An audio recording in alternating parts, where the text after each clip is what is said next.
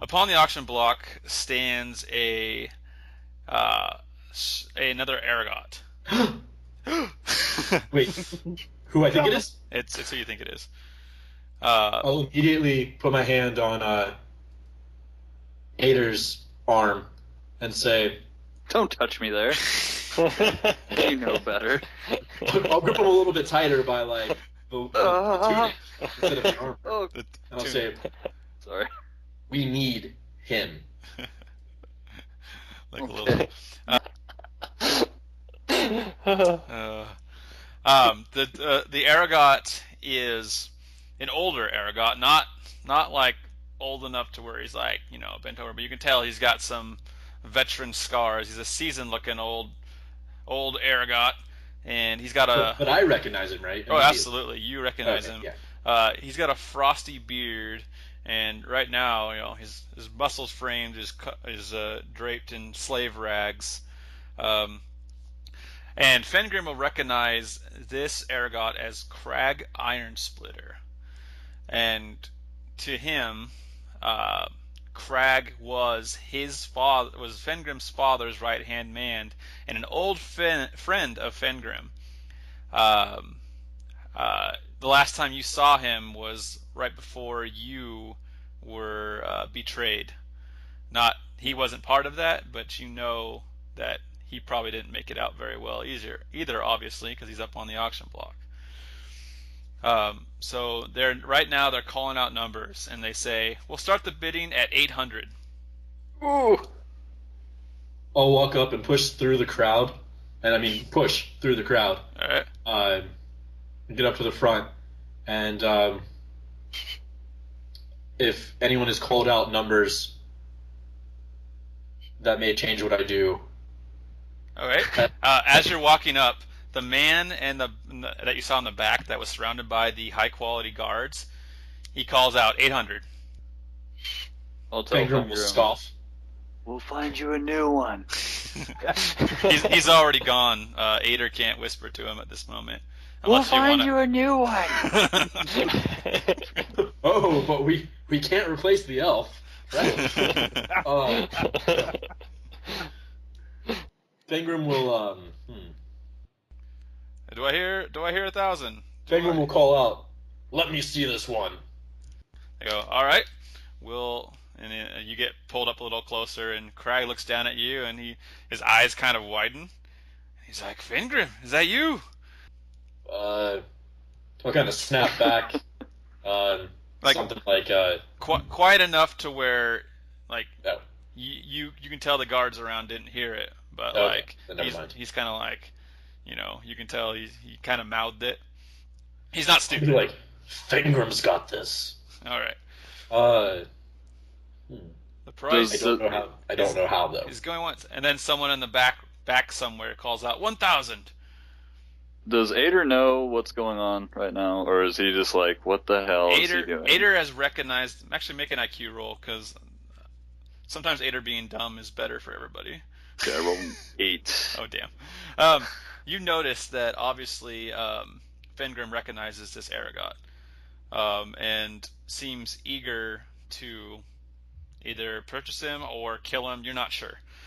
You just noticed that I clearly said we need him. Yeah, but the meaning behind that you have no idea. And he just kind of charged off to the crowd towards the Arogat. And right now you notice that the bidding is up to 1,000, but then the man in the back with the guards says everyone attack. And it turns into a ballroom blitz. Once again calls out 1,200. I'll just Stick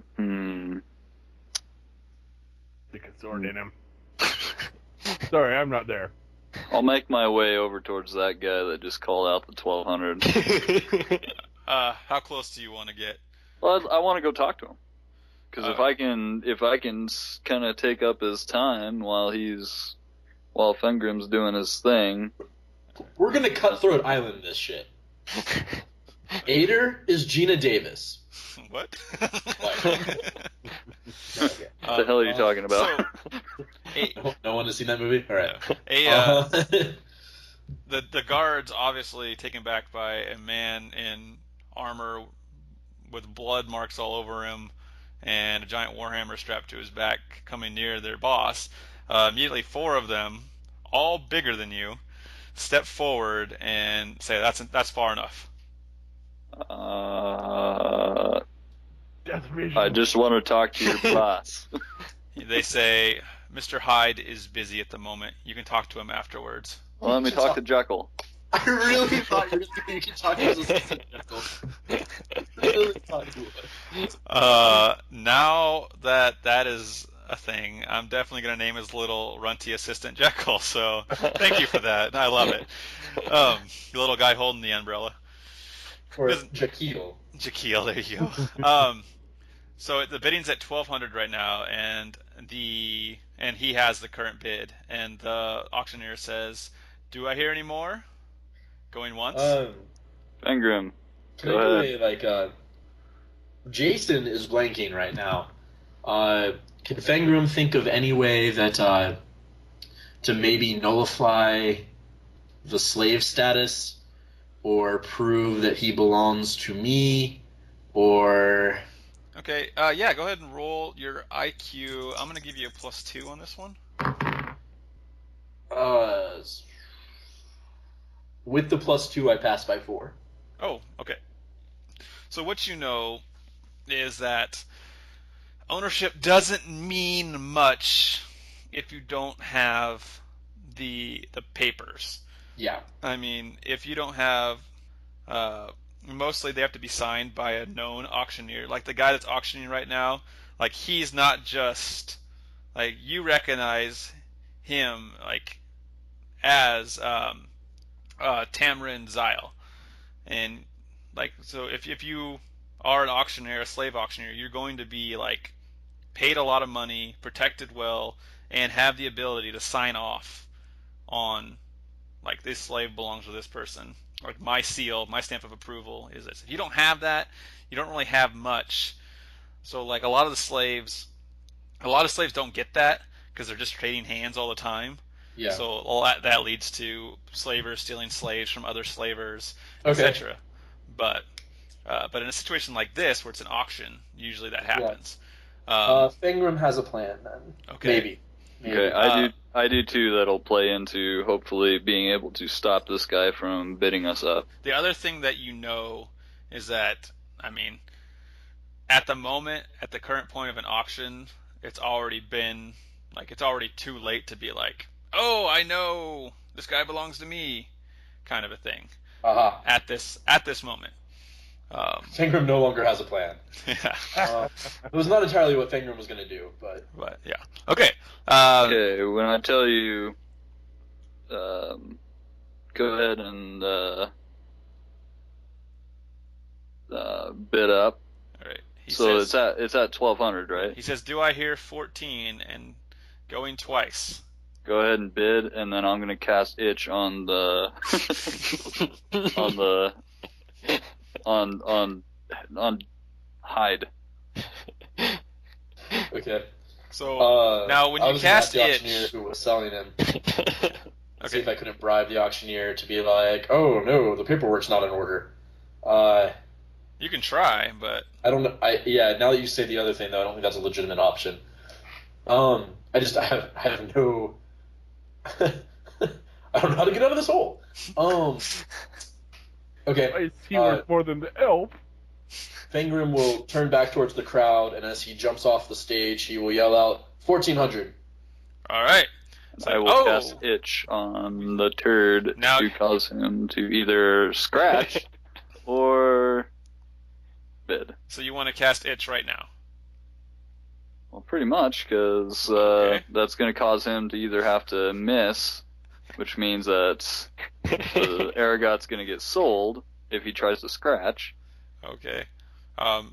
If you want to do it right now, right where you're standing, go ahead and cast your spell. Oh, maybe with your somatic. Maybe that's a bad choice, right where I'm at.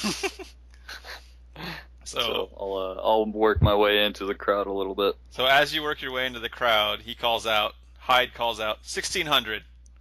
You motherfucker! Go ahead and bid.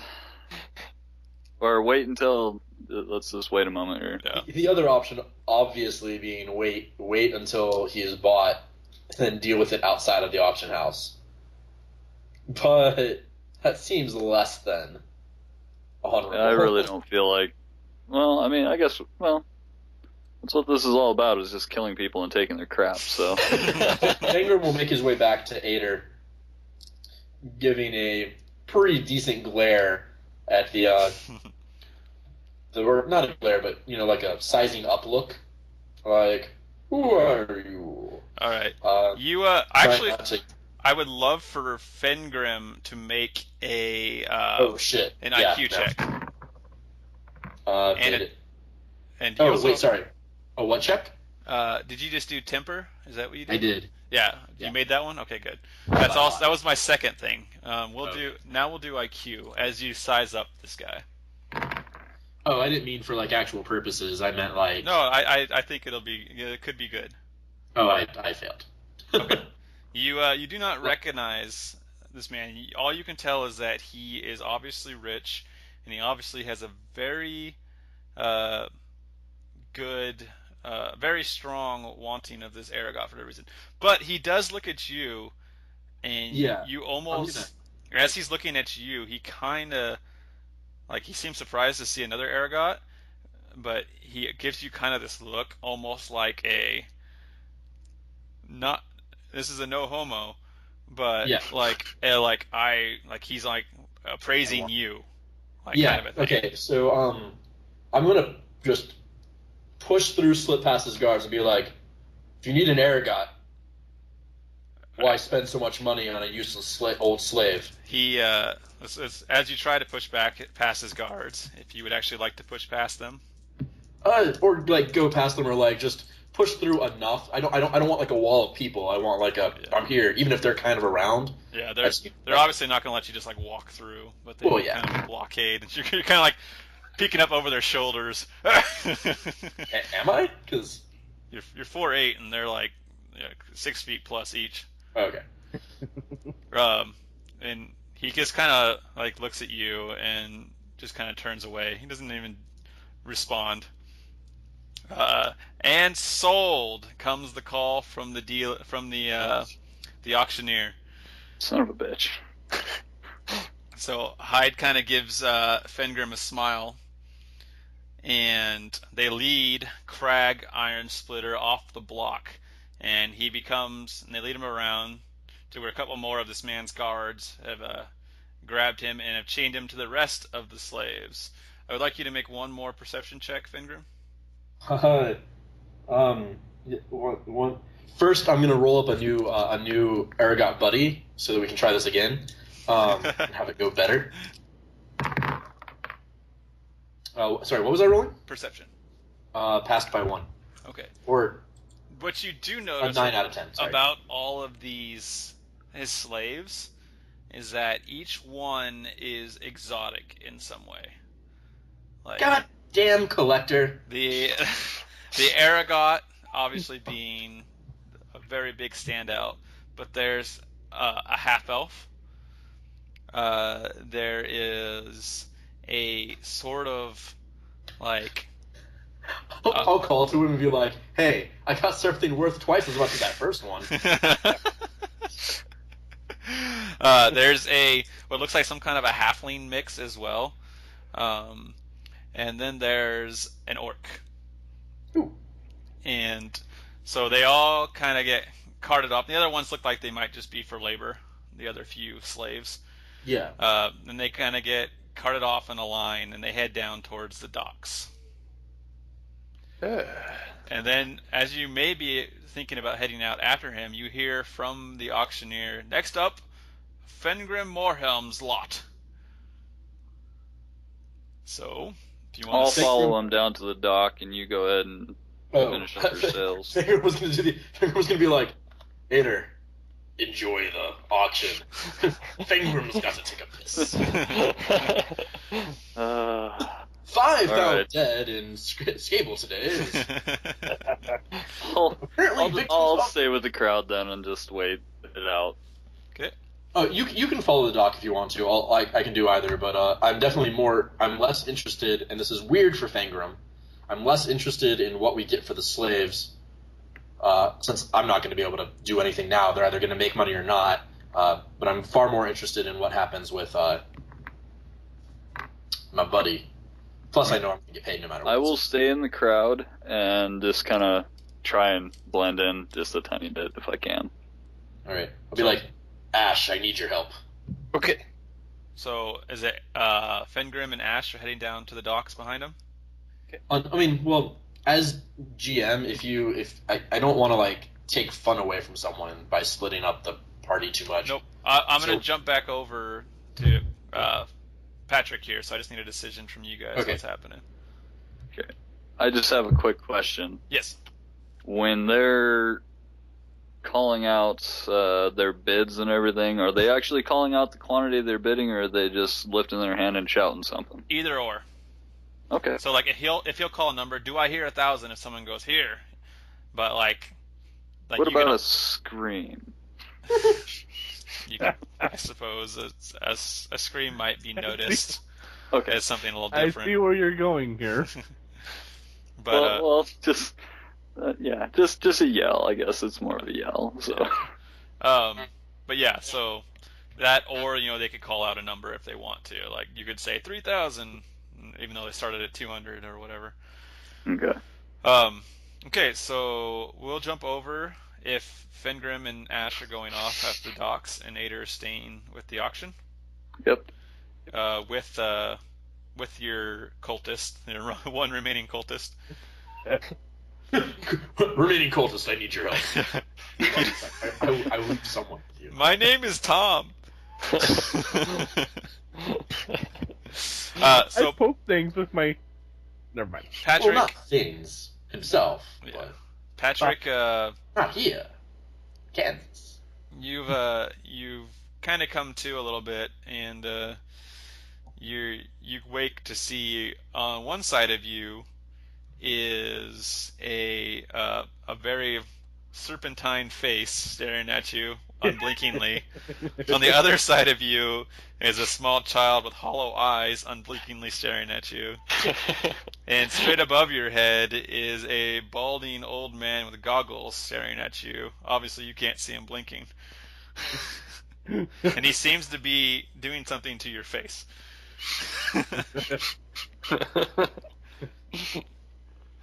But you do, however, are aware enough to know that you were brought into a doctor's hut and that you were being worked on healing. As the man kind of sees you staring, he's like, "Hold on, I'm almost finished." And you kind of you feel a needle kind of poke through your cheek and pull a thread through it. Damn it, Lucas! There it is. I tried so hard to avoid. Hang on. One more here. A little bit further. And the yep. So Patrick finds these people above him, and the doctor finally snips off the last suture and says, give it a few months. It should heal up mostly. You might have a few scars, but I think you'll be okay. The bleeding's done, and you can get out of here. Unless you want to sit and rest. You've got paid for the rest of the day if you want to. Heck no. What are my health points up to? Let's bump them up too. He just chills in the spa. But you're no longer bleeding, which is good because you were getting pretty pale there. And Okay, I guess I leave. I walk out. okay, you head out in the streets, and just in time to notice Fengrim and Ash heading in one direction down towards the dock. They're about 60 yards ahead of you at the moment, and in front of you directly down the way is the auction house, and you can make out the wagon with an armored figure standing in front of it.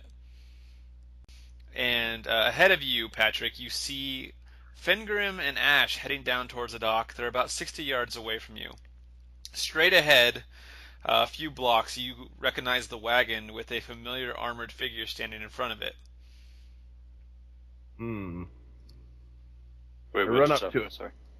Run up to who? I run up behind them. Don't say anything, just run up and follow in the line. Run up to who? Fengrim. All right. Well, so you kind of chase after them. It's gonna take a little bit to catch up. Going over to Ater Dominus. Your guys' first guard is up. It was one of the swordsmen, the one that's in a little better shape Okay. than the rest, and you hear the bidding start at 100. All right, and immediately someone calls out 100. I'll call 200. All right, you call out 200. Stupid roll. All right, someone Should not buy our own slaves. Yeah. You hear someone call out 250. Say 250. Do I hear 300? Do I hear 300? And then you hear someone call out, I'll take it for 300. And then it goes silent for a while. It's going once. Going twice. 350. 350. Do I hear No. 400?